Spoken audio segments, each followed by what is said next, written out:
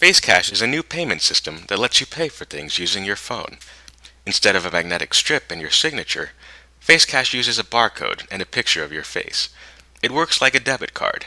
You deposit money from your bank account when you sign up, and then you debit your balance whenever you make a purchase.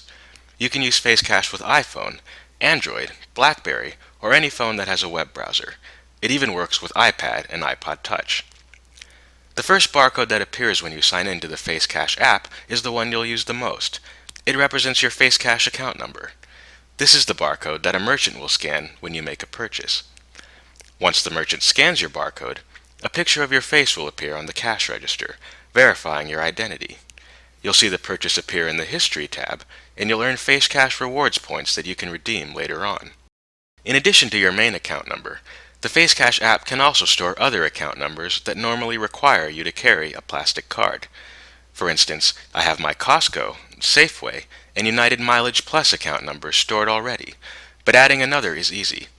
Just tap Options, Wallet Cards, and the plus sign. You'll find a list of different types of cards that you can store, and if you're a student at certain schools, you can even store your student ID number. Type in the account number on the card, and you'll never have to carry it around again.